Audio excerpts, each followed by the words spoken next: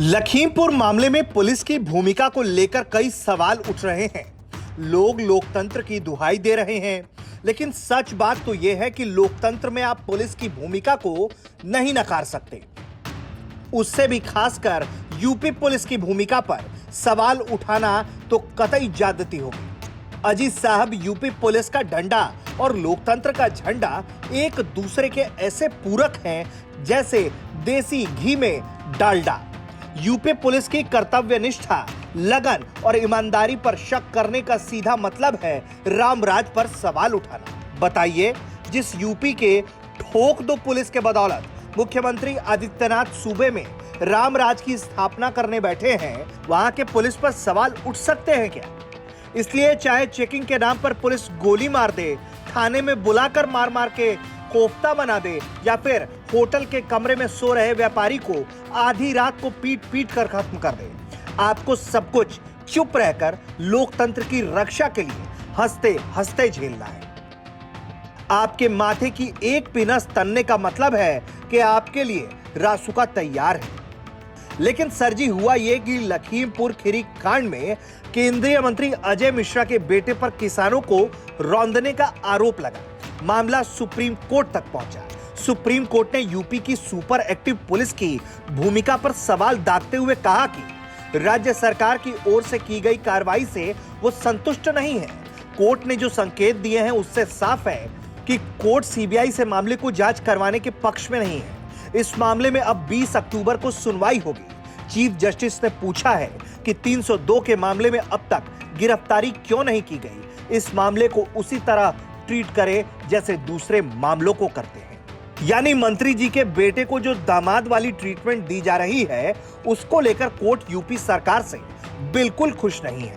किसी भी मामले में आमतौर पर धारा 302 या 303 के आरोपियों को तत्काल अरेस्ट किया जाता है और 24 घंटे के अंदर कोर्ट में पेश करना पड़ता है और फिर जांच आगे बढ़ती है। लेकिन मंत्री जी के बेटे के मामले में ऐसा कुछ नहीं हुआ। मंत्री चीख चीख कर कह रहे हैं कि मेरा बेटा लखीमपुर में ही है, लेकिन पुलिस है कि बस नोटिस पर नोटिस चस्पा करने में लगी है। हालांकि ऐसे मामलों में किस तरह की कानूनी कार्रवाई की जाती है, ये जानने के लिए हमने सुप्रीम कोर्ट के वरिष्ठ वकील से बात की और जानना चाहा कि आखिर धारा 303 और 302 के मामलों में कैसे और क्या कार्रवाई की जाती है। कोर्ट ने जिस तरह के सवाल उठाए हैं और 302 को लेकर प्रोसीडिंग क्या कहती है, कोर्ट ने भी कहा है कि अक्यूज चाहे कितना भी बड़ा आदमी क्यों ना हो, कानून को अपने हिसाब से चलना चाहिए। देखिए, ये जिस तरीके का प्रकरण यूपी में हुआ है लखीमपुर को लेकर के, और जिस तरीके से सुप्रीम कोर्ट ने कल इस पे संज्ञान लिया और आज जिस तरीके से ये मैटर लगा, इस हिसाब से तो यूपी पुलिस को अपराधियों को कल ही गिरफ्तार कर लेना चाहिए। जैसे आज हम सब ने देखा कोर्ट में ये पता चला कि उन्होंने नोटिस चस्पा किया है, जैसे कल कई न्यूज़ चैनल्स में भी चल रहा था। ये मामला ऐसा नहीं है। जब इतनी संगीन धाराओं में किसी के ऊपर एफआईआर दर्ज होती है, आपराधिक मामला दर्ज होता है, तो इसमें पुलिस को तुरंत कार्रवाई करनी चाहिए। और ये एक इस तरीके का आपराधिक मामला है कि इसमें जो पुलिस प्रशासन है उसके ऊपर सवाल उठता है, क्योंकि नॉर्मली जब भी 302 या 307 पे किसी के ऊपर एफआईआर दर्ज होती है तो पुलिस नोटिस की कार्रवाई बाद में करती है, पहले वो अपराधी को गिरफ्तार करती है। अगर इस मामले में पुलिस ने गिरफ्तार नहीं किया है तो पुलिस को जल्द से जल्द गिरफ्तार करना चाहिए, क्योंकि क्रिमिनल लॉ का एक प्रिंसिपल है कि जितनी जल्दी हो सके एफआईआर दर्ज होने के बाद अपराधी को और उससे रिलेटेड जो भी एविडेंसेस है उसको कलेक्ट करना पड़ता है, क्योंकि first 424 hours is the most important and vital for every criminal investigation. और जिस तरीके से इसमें डिले हो रहा है, इसमें कहीं ना कहीं लोगों के मन में एक यूपी पुलिस को लेकर के आशंका भी है। ये कुछ वैसा ही है जैसे हार्ट अटैक या ब्रेन अटैक हो तो उस समय शुरू के 40 मिनट बहुत गोल्डन टाइम होता है, वैसा ही इसमें भी होता है। ये उससे भी ज़्यादा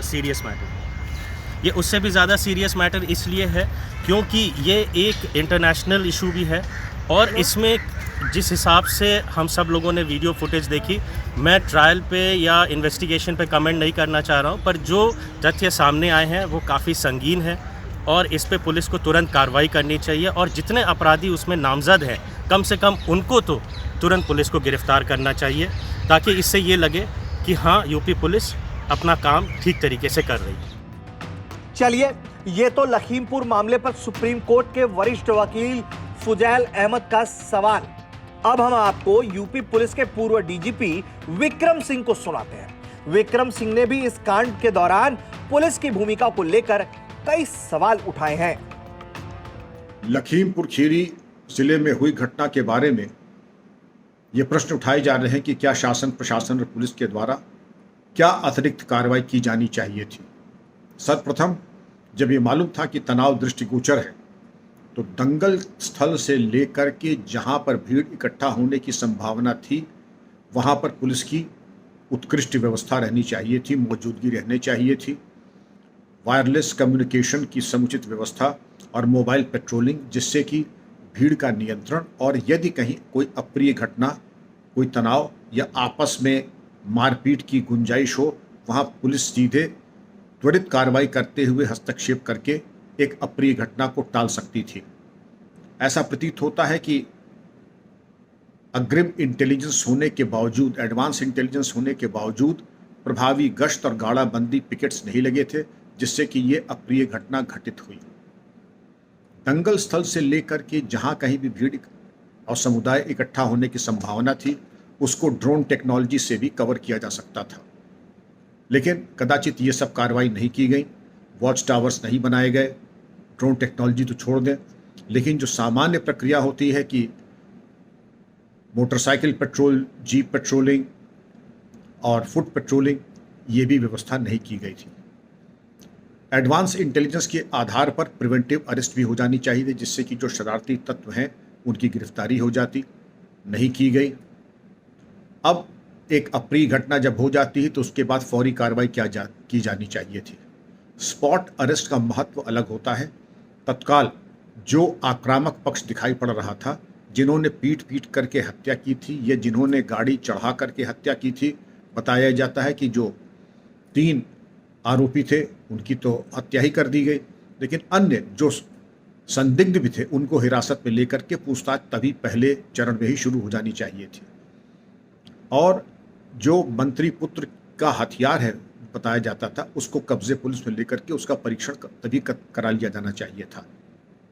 जो तमाम वीडियोस थे इनकी तत्काल और बिना किसी विलंब के इनकी फॉरेंसिक परीक्षण करा लेते कि ये वीडियोस सत्य हैं, असत्य हैं, फेक हैं कि डीप फेक हैं, और इंटेलिजेंस बेस्ड ऑपरेशन करके जो कार्रवाई करनी चाहिए थी, कम से कम जो वांछित पूछताछ होनी चाहिए थी, उसमें मंत्री पुत्र का नाम प्रमुखता से आ रहा था, उनसे पूछताछ पहले ही 72 घंटे में सुनिश्चित होना चाहिए। मैं ये नहीं कह रहा कि उनके खिलाफ कार्रवाई करें। खैर, आपके ज्ञान चक्षु खोलने के लिए बता दें कि ये सारे नियम कानून बस आम जनता के लिए है। आप कोई नेता नहीं जो सीमेंट, चावल, तोप, पाइपलाइन, चारा, यूरिया, तहलका, ताबूत जैसे घोटाला कर जाए, फिर भी पुलिस विभाग आपका हृदय से प्रशंसा करे और आपको गिरफ्तार करने से डरे। अजी आप तो ठहरे निरीह जनता, आपसे लोकतंत्र का कुछ नहीं बनता। ब्यूरो रिपोर्ट, यूपी तक।